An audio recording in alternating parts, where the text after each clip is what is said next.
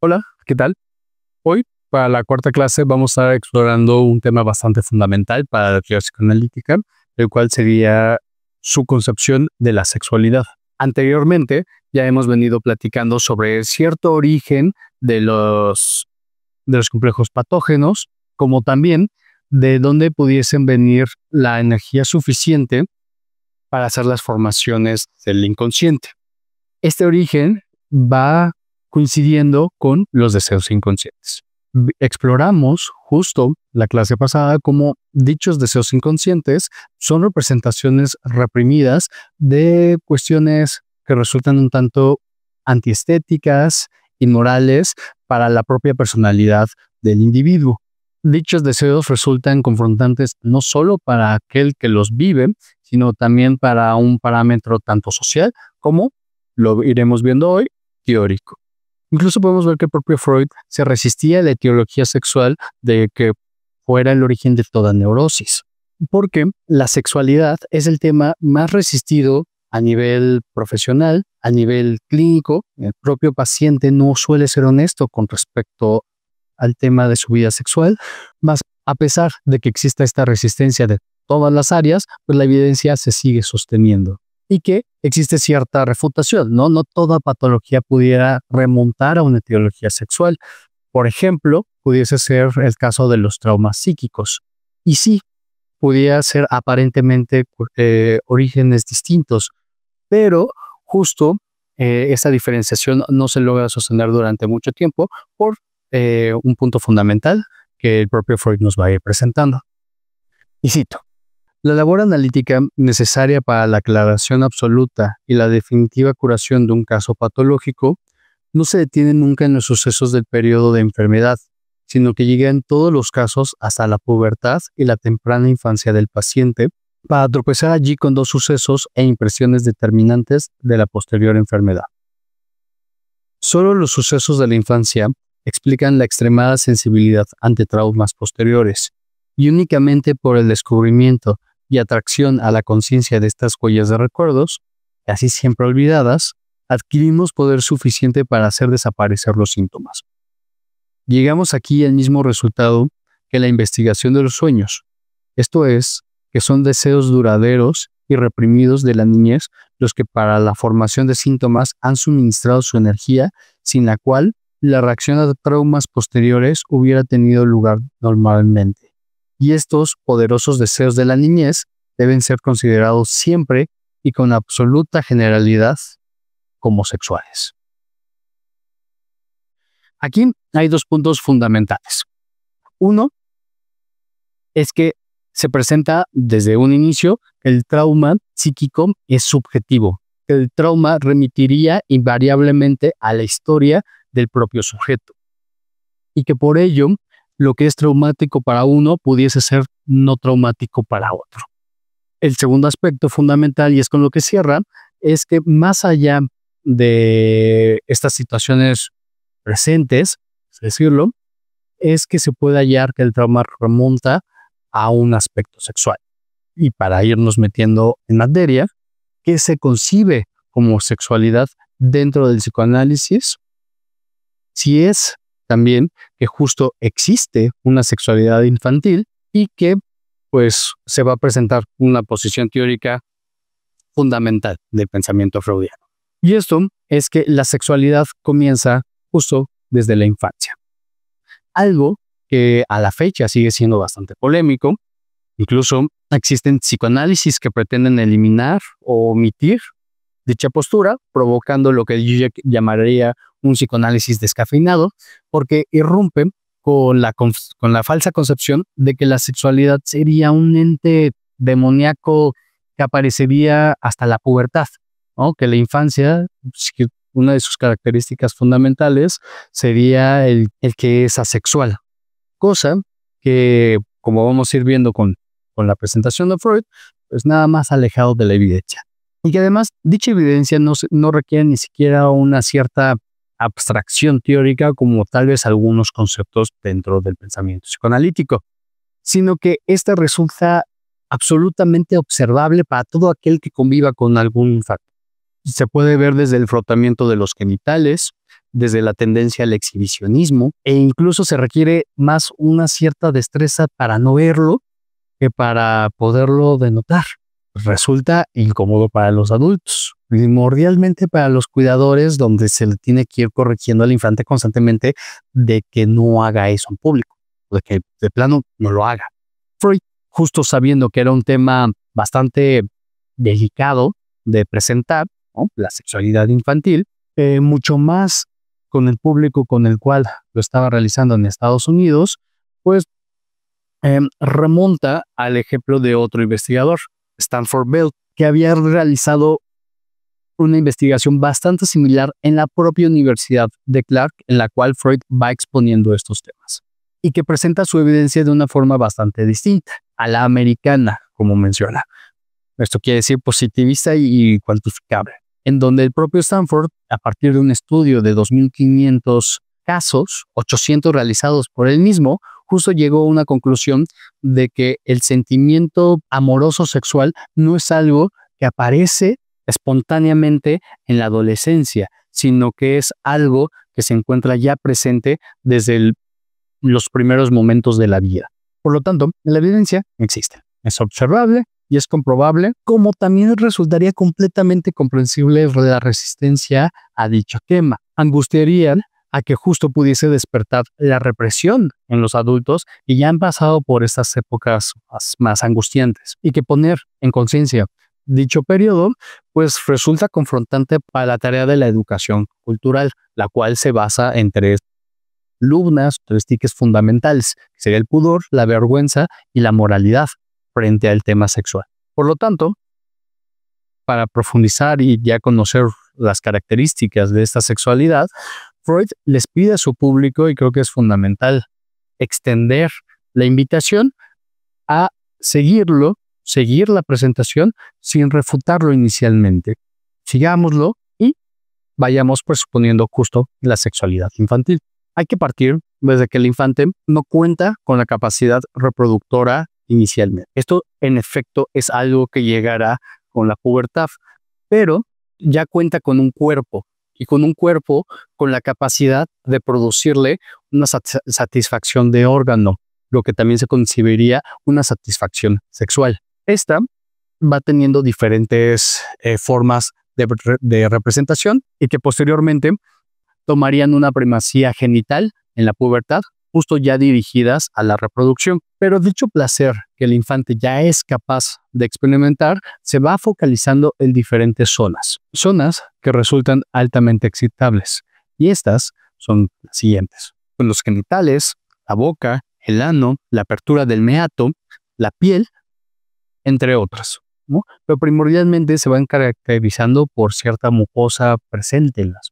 Y a partir de que reciben estimulación, pues el infante va sintiendo placer. Esta satisfacción en la cual va accediendo el infante inicialmente, pues va determinada por una fase de autoerotismo, ¿no? Primordialmente va cumpliendo una función un tanto más masturbatoria, incluso alucinatoria. Un ejemplo de ello sería justo el chupeteo de un bebé, donde en la ausencia del pecho materno o de la mamila, pues el niño tiene la capacidad de autosatisfacerse con su propio dedo, y así provocar una excitación en la zona erógena de la boca. Un impulso que va a quedar a lo largo de la vida. Una satisfacción de una succión placentera, algo que se puede encontrar en diferentes conductas. Por lo tanto, aquí podemos ver un ejemplo justo de la zona de la boca, pero podemos encontrar que cada una de estas zonas va buscando su propia satisfacción, e incluso va buscando su propia primacía, va buscando imponerse frente a las demás zonas erógenas, provocando pues que el pobre infante, la bola pulsional, como también se le suele conocer, va recibiendo justo estos pulsos por todas las direcciones, provocando justo mucha angustia y sobre todo un gran desorden. Este empuje somático, que sería representante justo ya de una pulsión, constantemente va buscando descarga y saciedad. Podemos encontrar dos diferentes características de dicha pulsión. Una sería una posición activa y la otra sería pasiva. Un ejemplo de esto sería que en la activa sería un sadismo, mientras que en la pasiva, un masoquismo, ¿no? Un voyerismo y un exhibicionismo. Ambas resultan placenteras para el infante, más van difiriendo en su posición, activa y pasiva, y que no son del todo antagonistas, ¿no? Sino que en el propio infante se van presentando siempre ambas, tanto la activa como la pasiva. Poco a poco, Freud nos va mencionando que esta naturaleza autoerótica de vivir la satisfacción sexual va cediendo terreno al objeto. El objeto serían las demás personas, diferentes a las cosas, pero para un psiquismo aparecen como objetos, y que va cediendo esta energía libidinal puesta en las zonas erógenas en el objeto. Va dándose cuenta que la persona, el cuidador, es responsable y tiene la capacidad de satisfacer sus propios deseos de cuidado. Y esto justo es sin importar el sexo de este cuidador o de este objeto, sino que inicialmente la diferencia entre los sexos es bastante confusa, ¿no? No se sabe exactamente a qué hace referencia. Por lo tanto, va marcando ya una constitución bisexual, ¿no? Con cierta tendencia homosexual desde los inicios de la vida. Por lo tanto, todo este caos infantil de los diferentes impulsos y sobre todo de los impulsos parciales que aparecen en las diferentes zonas, van cediendo a una organización que considera una primacía genital, pudiendo justo mostrar una sexualidad mucho más completa y que va tomando dos direcciones primordiales. Una es que esta primacía genital, ya con los impulsos parciales ordenados, se ponga a la orden de una reproducción, ¿no? Con un objetivo de una procreación, dejando únicamente estos impulsos pues al favorecimiento y a la preparación del propio acto sexual. Otra de las direcciones que puede llegar a tomar es una anulación absoluta de una sexualidad autoerótica, provocando el que se buscara satisfacer todos estos impulsos en la persona amada o en la elección de objeto primordialmente. Pues recordemos que no todos estos impulsos sexuales pueden ser aceptados fácilmente por el propio sujeto, justo debido a la educación cultural que sufrió de la infancia a la pubertad, y que en su momento el infante tuvo que reprimir todos estos a partir de 3 diques: el pudor, la repugnancia y la vergüenza, ¿no? Justo denotando una moralidad a la vida sexual. Una vez que irrumpe dentro de la pubertad, pues no irrumpe inocentemente o no irrumpe libre de culpa para el sujeto. Ahora, teniendo en cuenta lo que venimos mencionando del contenido sexual, también podemos incluso ampliarlo un poco más e ir explorando cómo se presenta en 2 diferentes estructuras. Una de ellas sería justo la neurótica, en la cual hemos estado haciendo referencia en cómo esta persona se va defendiendo de sus propios deseos inconscientes, de sus propios impulsos. Ya existe la primacía genital, pero no todos quedaron sometidos completamente dicha.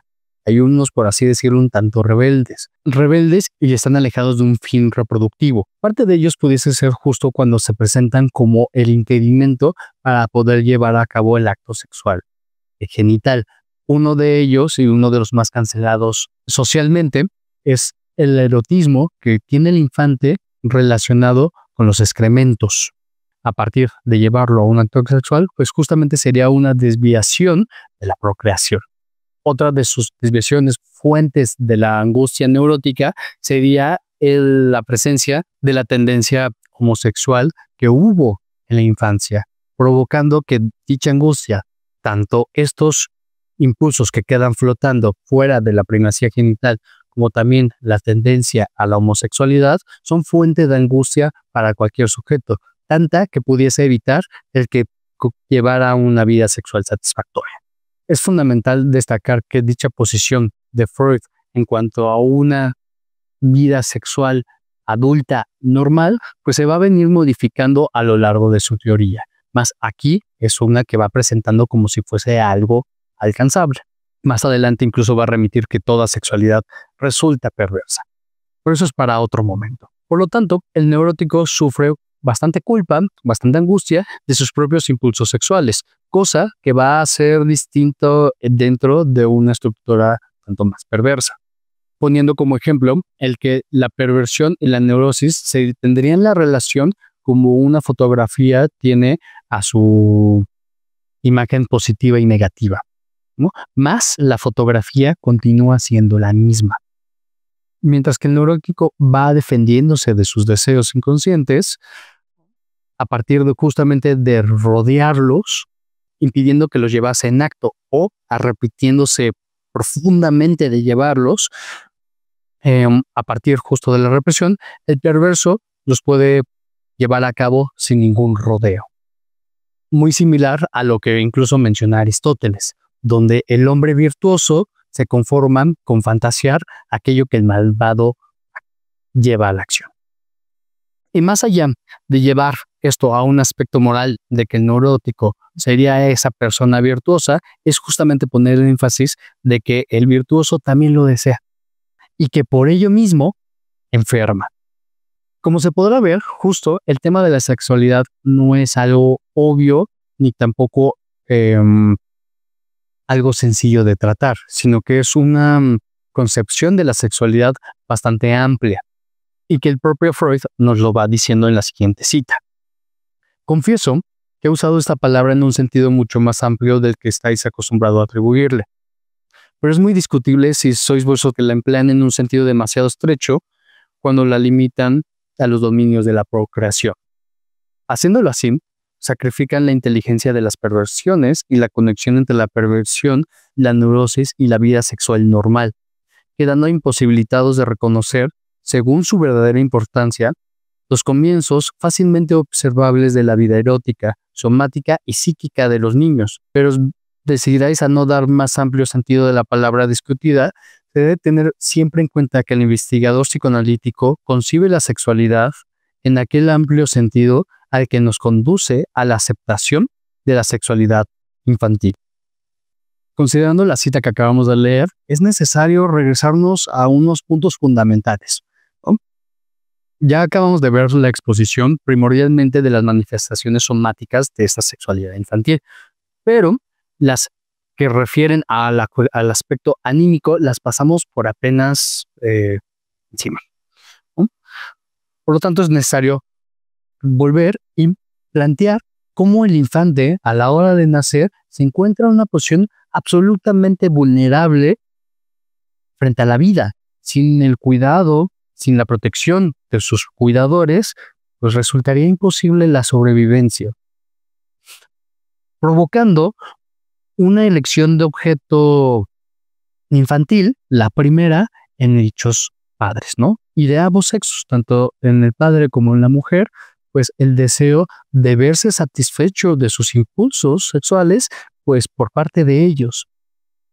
Porque dicha relación de padre e hijo no está exenta de justo de una excitación sexual corporal y de la obtención de un placer de órgano.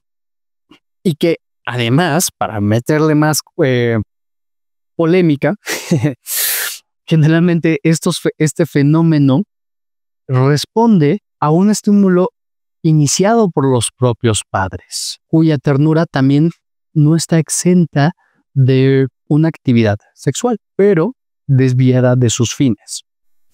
Pongamos un ejemplo, considerando que la sexualidad no es meramente un acto genital, sino también es un acto de placer de órgano. Hablábamos que una zona fundamental de las zonas erógenas es la piel.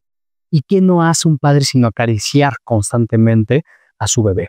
¿Qué no hace un padre sino besa constantemente a su hijo? Como incluso el cuidado necesario, ¿no? Limpiarle un pañal es excitar la zona del ano, ¿no? Se necesita frotar con la toalla para que la zona quede limpia. El amamantar, no solo el bebé está obteniendo satisfacción en la boca, sino la propia madre en el pecho también resulta excitado. Por lo tanto, bajo la concepción de la sexualidad que vamos planteando hoy, no resulta nada extraño lo que se va diciendo y lo que se va presentando en la evidencia. Esto provoca incluso sentimientos adversos dentro de los miembros de la familia. el padre se siente excluido del acto de la lactancia, o que el niño, la niña, va prefiriendo cierto padre para sus propios cuidados.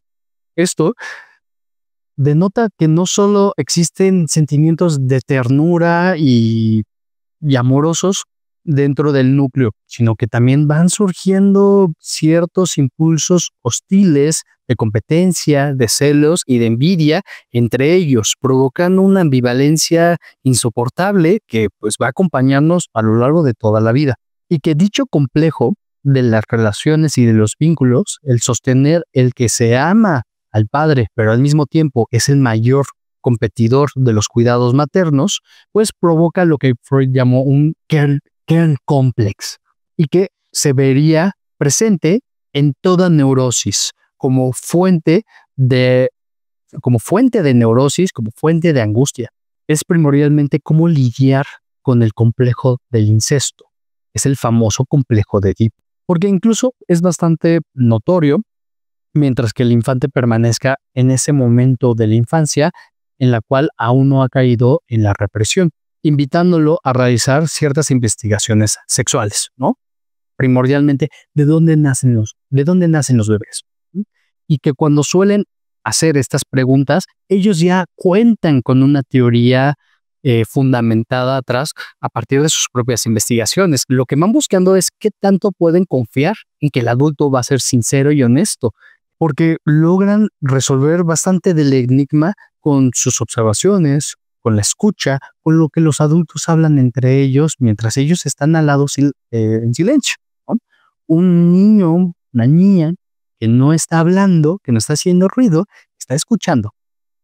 Y llegan mucho más lejos de lo que los padres y de lo que los adultos suelen atribuirle a los niños. Y que justo esta investigación se encuentra limitada por algunos aspectos fundamentales que los adultos no suelen decirles a los niños. Por ejemplo, la naturaleza del genital femenino, el cual suele ser mucho más cuidado y oculto para los niños, provocando el que, pues, bajo la influencia de los instintos parciales que en él actúa, llegan a formular numerosas teorías sexuales infantiles, tales como las de que ambos sexos poseen iguales genitales masculinos y que los niños se conciben comiendo algo en particular y son paridos por el recto, y que el comercio sexual es un acto de carácter hostil y una especie de sojuzgamiento violento. Son las teorías a las cuales los niños pueden llegar a partir de sus propias investigaciones por la falta de recursos. Y que dichas teorías van a provocar una influencia tanto en el desarrollo del carácter como también de la neurosis del sujeto a lo largo de toda la vida. Algunos ejemplos los iremos explorando mucho más ahora en el intercambio que tendremos al final. Y voy a citar para ir cerrando. Es inevitable y de todo punto normal que el niño haga de sus padres los objetos de su primera elección erótica, pero su libido no debe permanecer fija en estos primeros objetos, sino tomarlos después únicamente como modelos y pasar de ellos a personas extrañas en la época de la definitiva elección de objeto. El desligamiento del niño de sus padres se convierte así en un indispensable deber educativo si el valor social del joven individuo no ha de correr un serio peligro. Durante la época en la que la represión lleva a cabo la sexualidad entre los instintos parciales de la sexualidad y después, cuando ha de debilitarse la influencia de los padres, la cual ha proporcionado la energía necesaria para estas represiones, recaen sobre la labor educativa importantes deberes, que actualmente no siempre son desempeñados de una manera comprensible y libre de objeciones, lo que remonta el aspecto fundamental de que sí, los padres son la primera elección de objeto del niño, pero es fundamental que a partir de la función educadora, social, cultural, pueda deslindar esta energía libidinal impuesta en ellos y buscar objetos extraños, ¿no? Pero siempre tomando como referencia los moldes establecidos por sus primeros objetos, haciendo que incluso se pudiese describir el tratamiento psicoanalítico como una segunda educación dirigida al vencimiento de los restos de la infancia. Finalmente, contemplar el tema de hoy de la sexualidad infantil, considerando lo que ya se ha hablado en las clases anteriores sobre las formaciones del inconsciente, la etiología sexual, la represión y la resistencia, son las columnas del pensamiento psicoanalítico. Asaun incluso nos menciona que presuponer el inconsciente, reconocer la represión y apreciar la sexualidad edípica infantil es lo que nos convierte en freudianos, es lo que nos permite contemplar que accedemos al pensamiento freudiano. Y que por el momento eso sería todo por hoy. Les agradezco mucho su atención y iremos explorando algunos puntos que quedaron por ahí un poco flotando en el intercambio que viene posteriormente. Muchas gracias.